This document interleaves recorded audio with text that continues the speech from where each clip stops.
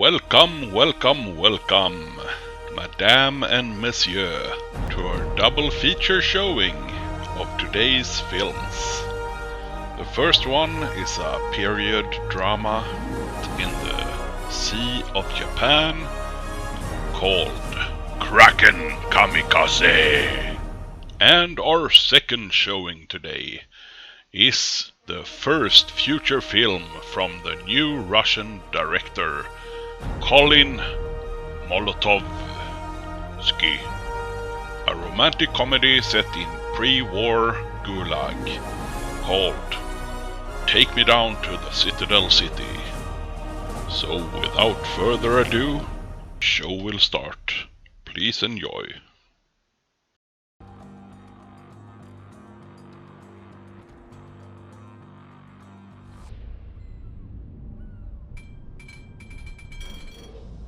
Hi guys, this is Colin and welcome back to the channel. The first clip I'm gonna show you tonight is a clip of the Tier 5 Kamikaze. And it's the ocean map, everyone's favorite. It's a 3-cap domination mode and I'm heading straight into A. I am high tier in this game. There's a lot of tier 3 and tier 4s and some tier 5s. The enemy has a minikaze and our team has a kamikaze and a Clemson. So directly you can tell that we have a big advantage being a cap domination mode map. And further than that, we have pretty equal teams. We have a Congo, they have a Congo, they also have a ARP Congo, and we have a Wyoming. And both teams has carriers. So we need to watch out for those pesky bomber squadrons.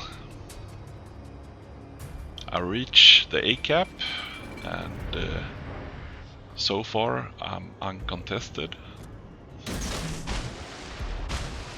I have one ship visible on the enemy team in the north. You may have seen this before in my kamikaze vids, that I always like to pre-fire my torps in the general direction of the enemy team when I enter a cap, because I actually want to free up my guns. You see, I have a pretty short reload on these torps. It's just 40 seconds, so I can shoot them off and just wait for the enemy DD to pop up, start engaging with my guns.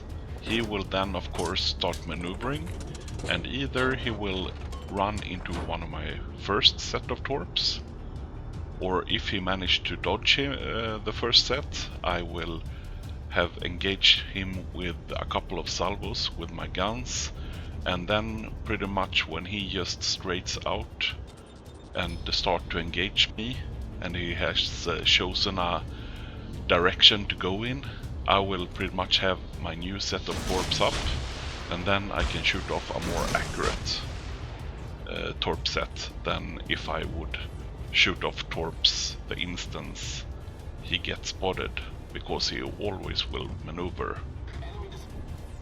So that is my tactic. Now I'm going straight into B cap and I'm getting rushed by a marblehead. I waited till I crossed the line of the cap before I pop my smoke. The torpedoes I fired before, I got one hit and one flood on the marblehead. The marblehead is a bit weaker than the Murmansk, but still a very strong ship. And I just don't really feel any love from my team here. I don't really feel like I get any support. I mean, I have an enemy cruiser that doesn't take any fire from the team. I have a lot of enemy bombers over my head that just wait for me to pop up, so they can torp and bomb me. And the cap I took before at A, now for some reason 2 tier 3 enemy cruisers are taking the cap back, even though we have 2 battleships and 2 cruisers steaming around A. I mean, I'm not really sure what happens down there, but apparently they're all scared of 2 tier 3 cruisers. Whatever. So I'm trying to go back now to retake A, because my team seem to just want to lose it. So I'm just waiting. Fortunately, the enemy team didn't decap me. They had all the possibilities here, because the planes overhead spotted me, and of course I didn't get any support from the carrier at this point, even though I'm the only one on the team capping. So now I need to head back and try and take back A again. So that is always nice. I mean, it sure will give me a lot of experience. So 1 cruiser is taken down, and now we have the St. Louis. St. Louis is really slow and has pretty bad maneuverability, so St. Louis are always good targets for torp strikes. I have this plane buzzing around, of course, so I have to try and stay undetected. St. Louis, of course, has really good guns, and a lot of them, so I don't want to get spotted by this guy. But I kill him off, and A cap is clear. Yet again. I have this enemy Wyoming closing in, so I thought that I try and get some torps on this guy as well. And this is a pet peeve of mine. If you see this spotter aircraft that is overhead spotting me and also spotting my torps for that Wyoming, that spotter plane was from the Marblehead, and he's still just buzzing around, spotting me, spotting my torps. I mean, I'm not really so keen on this mechanic in the game that spotter planes just keeps an area spotted for so long, even after the mothership, so to speak, has gone down. I mean, sure, it could stay up like 10 seconds or something, but then it should pretty much die off, I think. I mean, it's just like enemy radar that just keeps on spotting for I don't know how long. And of course, if he dies in the cap, like he did here, the enemy team pretty much has free radar on that cap for a few minutes.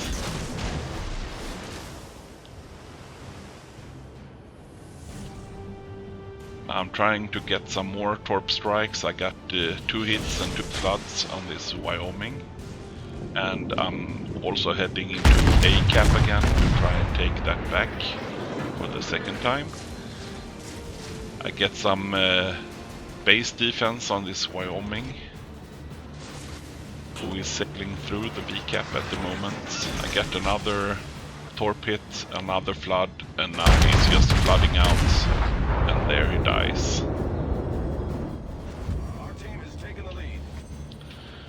So that's kill number 3, and 6 torp hits altogether. 2 caps taken, and I'm starting on my 3rd cap.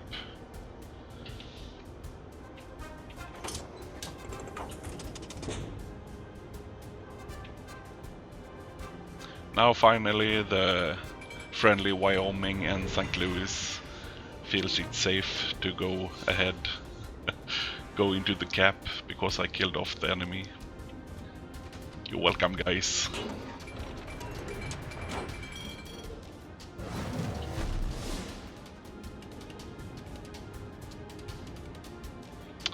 Now it seems like the enemy team is contesting C-cap, and what I can see, it looks like the rest of the enemy team is up north.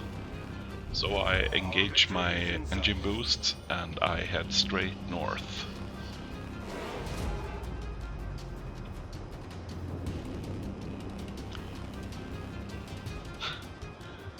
I just really don't understand why my why my friendly team is still so passive.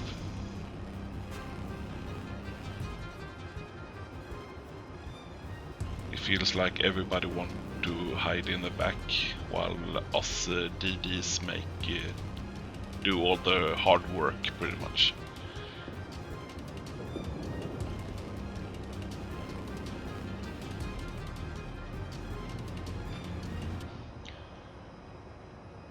I have a friendly Clemson by my side. I'm not sure if he's going to continue south. We have enemy torpedo bombers. I push on my anti-air and I see a lone bomber plane, so I can mark that as a target. But if you saw my other video where I pretty much said that the anti-air on the Murmansk was a drunken Russian sailor with a submachine gun up on deck, well, the anti-air on the Kamikaze is pretty much a deranged Japanese guy with a blow dart. So don't expect too much regarding the anti-air on the Kamikaze.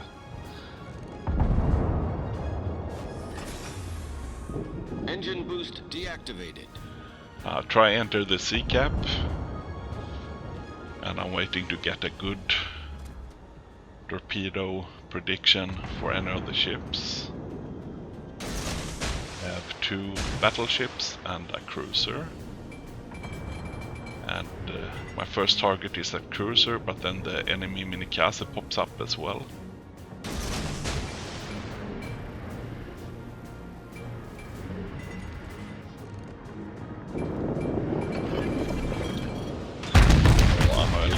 Close now when I'm detected, so I'll pop my smoke and I'm starting to go away from the cap because I don't want to get focused down on 4 ships.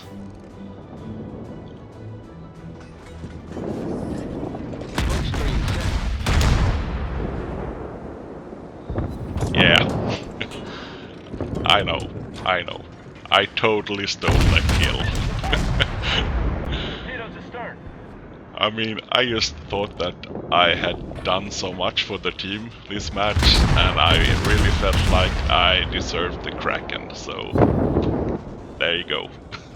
Kraken unleashed. Sue me, guys, sue me. I'm just human.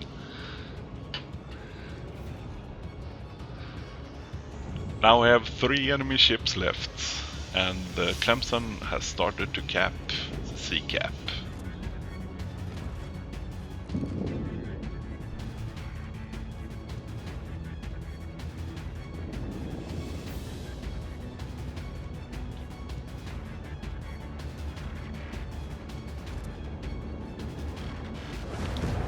This is the biggest problem with the Kamikaze. You don't really have a range, especially on ships sailing away from you.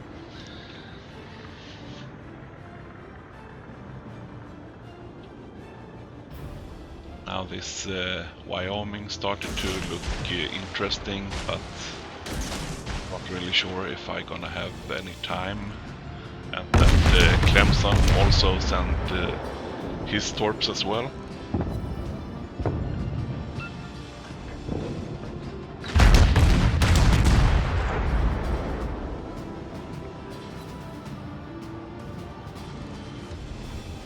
Yeah, the Clemson took out the Wyoming, and the Clemson got taken out as well. And that is pretty much the game.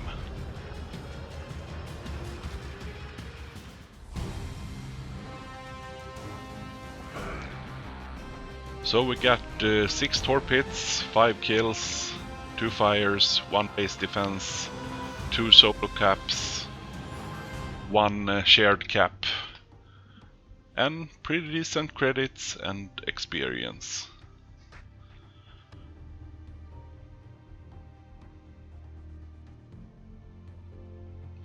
And as you can see, it was a part of the team that did a little bit more, and a whole lot of other guys did a little bit less. So, this next film I'm gonna show you tonight is of the Tier 6 premium Russian cruiser, the Molotov. And this is an amazing ship. It has some pretty big weaknesses. It is a paper ship. It's pretty much made out of gunpowder and tissue paper, and it has a really big juicy broadside, and it turns like a tanker, so you can't really allow enemy battleships to get a look at your broadside at any point of the game, because they will pretty much blow you out of the water. That said, it has some good strength as well. One of them, of course, being the range. This is the Russian cruiser line, so of course you're gonna have good range. You have very good gun arcs.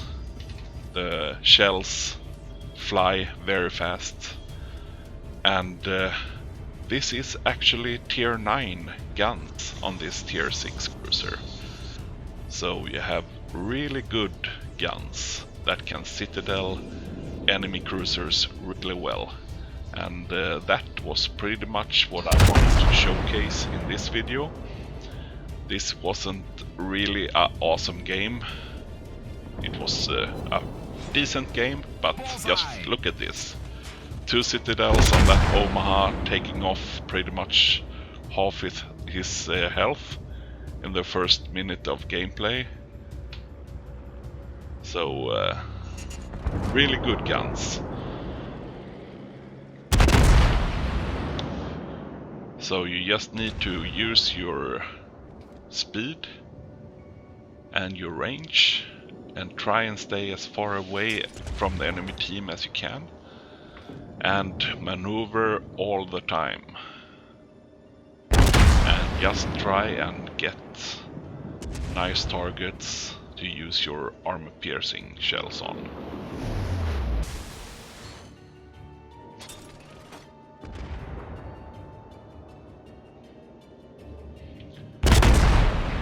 Now shadow play for some reason bugged out a bit during this match, so I had to record this of a replay file. So I don't have any post-battle screen results to show you, but it was a pretty good game, but not that awesome, so you don't miss anything. Really, the thing I wanted to show off in this game was just those nice citadels. And if you have missed my previous videos from the test server, I was involved in the test server just the last couple of days, and I had a really good time testing out some really nice ships, and also tested out some new functions and new game modes in the game. And one thing I'm really happy about is that Wargaming listened to the test players' feedback on the ribbons. Because if you saw my other video, it pretty much looked like a 4-year-old had done something with crayons. But they listened, so in the next update we will get the same kind of ribbons we have right now. The same look. It will just be some small changes, and of course some new great features in the ribbons as well. If you look at the minimap, you can see that the rest of our team has pretty much buggered off, and it's me and a friendly Kamikaze holding this flank against 4 enemy cruisers and 1 enemy Kamikaze. So we have our work cut out for us. Get a big hit from one of the cruisers. The ship is on fire. This is a problem with this ship being so big. Everyone can hit it without any problem.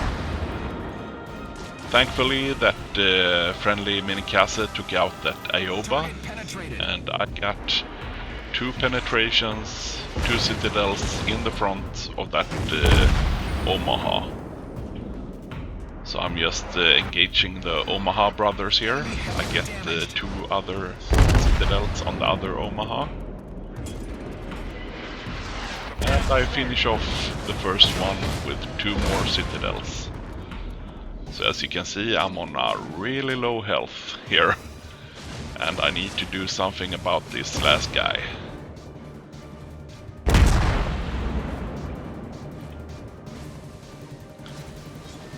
And for you guys that are counting, that is 12 citadels so far.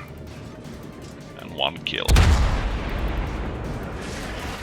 I'm just maneuvering my ass off, trying to stay alive, and that's citadel number 13 and kill number 2. Now I have a full health Königsberg chasing me, and I have 3000 HP left, which is not ideal in a big ass bad maneuverable ship. But I will see if I can make it work.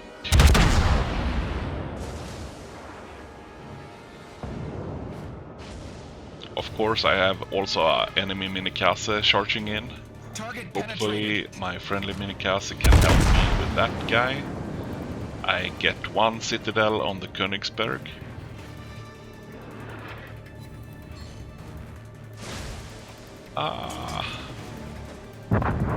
Unfortunately my friendly Kamikaze friend died to that enemy Kamikaze's torps.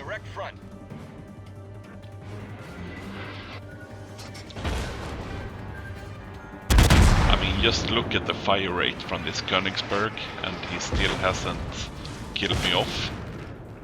And I still just land citadels on him. That's 16 citadels.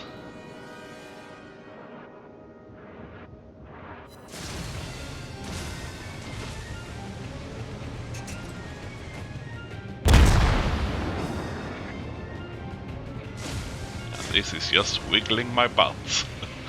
Wiggle the bat, wiggle the bat. And it's a big butt.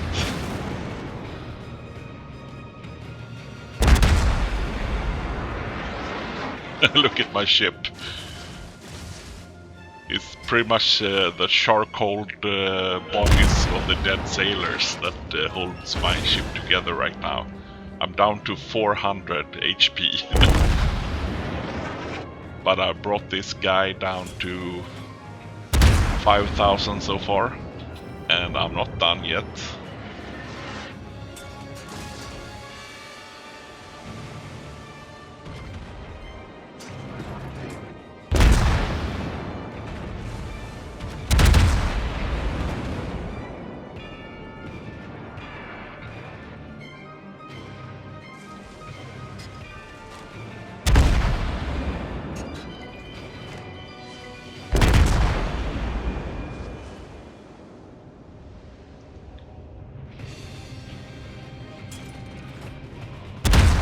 And that's a full health Königsberg going down to Davy Jones' locker.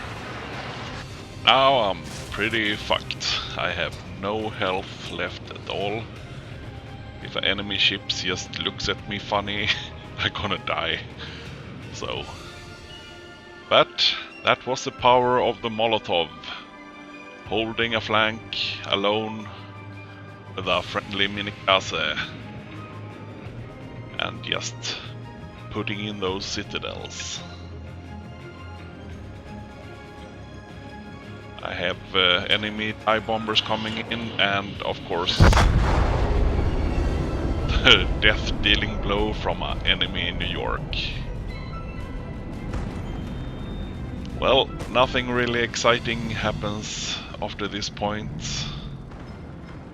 My team loses in the end, unfortunately, but I still think I did my best, and I think I had a pretty decent game anyways. I hope you like this double feature. Please leave a like and a comment below. Please hit that subscribe button if you haven't done that yet. And have a good one, guys. See ya.